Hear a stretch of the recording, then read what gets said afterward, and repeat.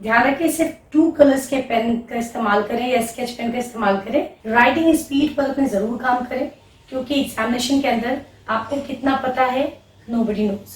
Seat पर जब आप बैठे तो अपना एडमिट कार्ड और रजिस्ट्रेशन कार्ड दोनों को वाइड ओपन रखें।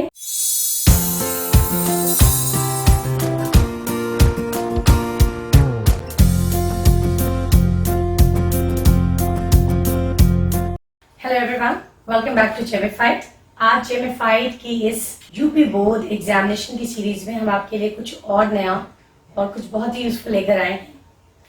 ये वो टिप्स हैं जिनका अगर आप खास ख्याल रखें, you will just feel relaxed, और एग्जामिनेशन में रिलैक्स रहना बहुत जरूरी है।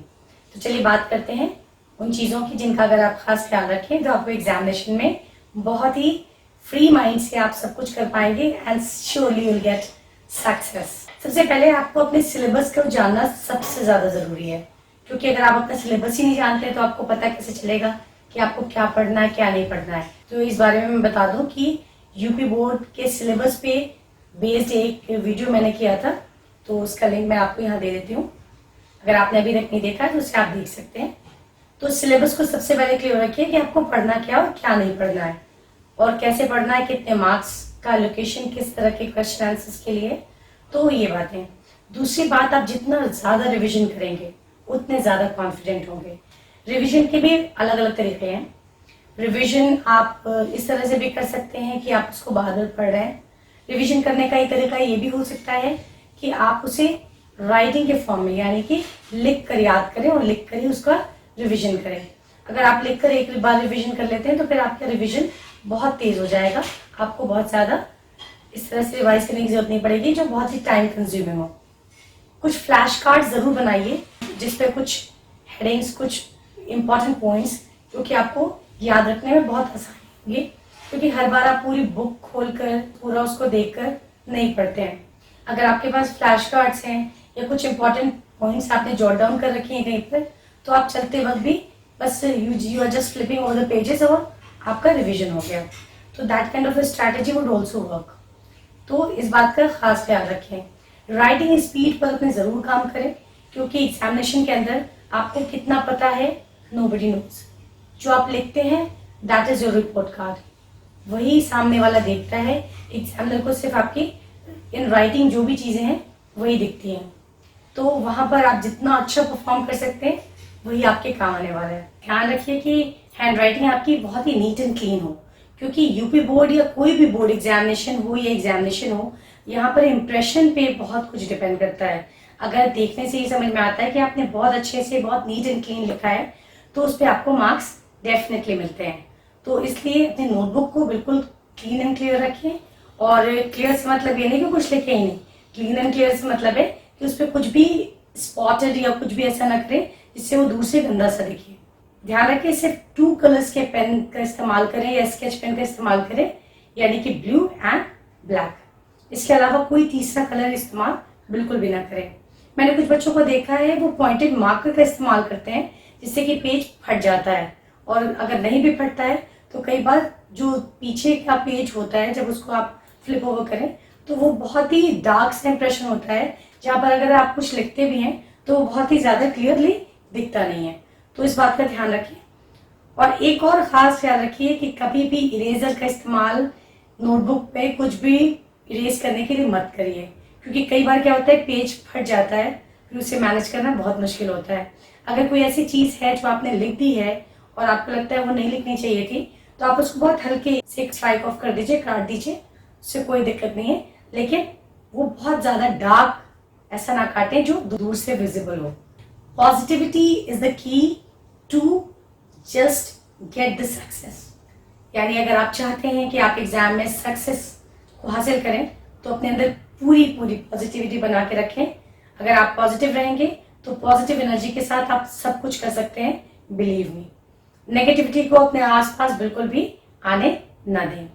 ध्यान रखिए कि बोर्ड एग्जाम के दौरान आपको एक जो बहुत जरूरी काम करना है वो ये है कि अपना कोर्स वर्क एक जगह पर करके किसी बैग में रख लेना है। क्योंकि कई बार क्या होता है, साल भर हमने कई जगह से पढ़ा है, हमने नोट्स बनाए हैं, बुक्स का इस्तेमाल किया है, कुछ और बुक्स या कुछ एडिशनल बुक्स का यूज किया है, हमने सप्लीमेंट्री कुछ चीजें यूज की हैं, और एग्जाम के दौरान अगर उसमें से कोई भी उस वक्त नहीं मिले आपको तो बहुत ही प्रॉब्लमेटिक हो सकता है।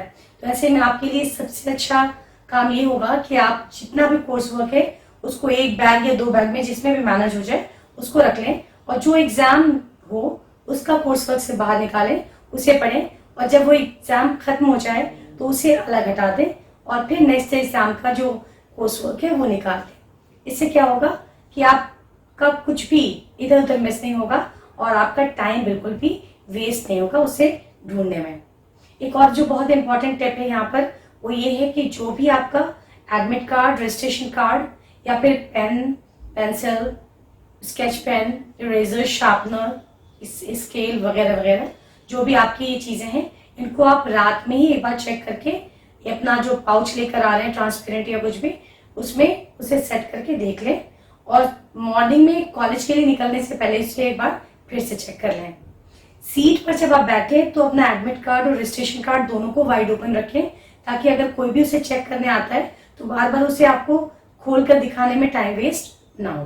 तो इन बातों का जरूर से ध्यान रखें, इससे आपका टाइम भी सेव होगा और पैनिक भी नहीं होगा। लास्ट ईयर्स के अगर आपने पेपर सॉल्व कर रखे हैं तो आप बहुत ही ज्यादा कॉन्फिडेंट अपने आप को फील करेंगे।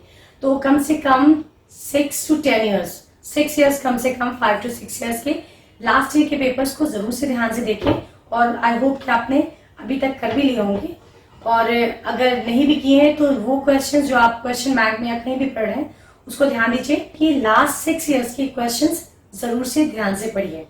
डिस्ट्रैक्शन से जरूर बचें। जो मेरी नेक्स्ट टिप है आपके लिए वो यही है कि डिस्ट्रैक्शन से जरूर बचें, क्योंकि डिस्ट्रैक्टेड आप होते हैं तो आपके लिए बड़ी दिक्कत है। आप कभी भी अपने friends, family, TV, Instagram, Facebook, WhatsApp इन सबसे अभी फिलहाल दूरी बनाए रखें। Try to stay away from all these things. Exam के बाद कुछ करिए, कोई दिक्कत नहीं है, लेकिन अभी इन सब चीजों से प्रॉपर दूरी मेंटेन करिए, क्योंकि ये डिस्ट्रैक्शन है जो आपको एग्जाम में कहीं ना कहीं प्रॉब्लमैटिक फील कराएंगे। तो इसलिए इन चीजों से प्रॉपर एक डिस्टेंस मेंटेन करें। इसके अलावा ये ध्यान दीजिए कि जो आपके फ्रेंड्स हैं उन्होंने कितनी प्रिपरेशन कर ली है। कई बार बच्चे बहुत ब्रैगिंग करते हैं कि मैंने इतना % तैयार कर लिया है या मैंने इतनी बार रिविजन कर लिया है, तो उससे परेशान ना हो, ना किसी की ज्यादा सुने। आप अपना काम करिए और बिल्कुल कूल रहिए, बी एट ईज, और अपनी प्रिपरेशन करते रहिए। जब आप अपना काम कर लेंगे तो अपने आप में पूरा कॉन्फिडेंस आ जाएगा और आप अपना एग्जाम बहुत अच्छे से करेंगे। टाइम मैनेजमेंट का खास ख्याल रखिएगा। जब टेबल पर आप अपना एडमिट कार्ड और रजिस्ट्रेशन कार्ड रखें तो वहां पर अपनी रिस्ट वॉच भी उतार कर रख दें, जिससे कि क्या होगा कि आप अपना टाइम देखते रहेंगे और टाइम के अकॉर्डिंग आप अपना पेपर वाइंड अप कर पाएंगे। अगर कोई ऐसा फॉर्मूला है जो आपको याद नहीं हो रहा है या आप बीच बीच में भूल जाते हैं तो मेरी इंपॉर्टेंट टिप यहाँ पर ये है, that would be very useful. Try to stick that paper with formula on your table as well as on your wall, यानी कि अपने टेबल और अपने वॉल पर उसको चिपका दें ताकि गुजरते हुए भी अगर आपकी नजर उस पर पड़ रही है तो आपका वो रिविजन होता रहेगा, उसमें कोई प्रॉब्लम नहीं है, and you will just get prepared very easily. जो मेरा नेक्स्ट टिप है यहाँ पर आपके लिए वो ये है, रात में ही अपने रिस्ट वॉच को भी चेक कर लें कि वो प्रॉपरली चल रही है कि नहीं, क्योंकि एग्जामिनेशन हॉल के अंदर रिस्ट वॉच आपके लिए बहुत ही यूजफुल है। इसलिए रात में ही आपको अपने रिस्ट वॉच को चेक कर लेना चाहिए। जहां तक टाइम मैनेजमेंट का सवाल है कि आप किस तरह से अपने पेपर को 3 hours 50 minutes में वाइंड अप करते हैं, इसके लिए मैंने अभी एक वीडियो किया है एंड मैं इसका लिंक यहाँ पर दे देती हूँ, आप इसे चेक कर सकते हैं अगर आपने अभी तक इसे नहीं देखा है।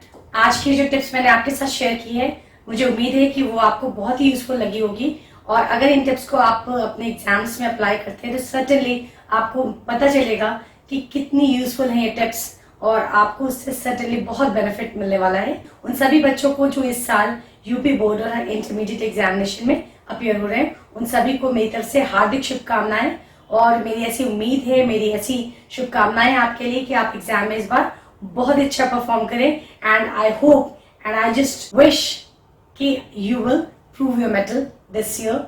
सो once again I wish you all the luck, and I hope कि एग्जाम के बाद जब आप बाहर निकलेंगे तो your smile would really steal everybody's heart. So wish you all the luck.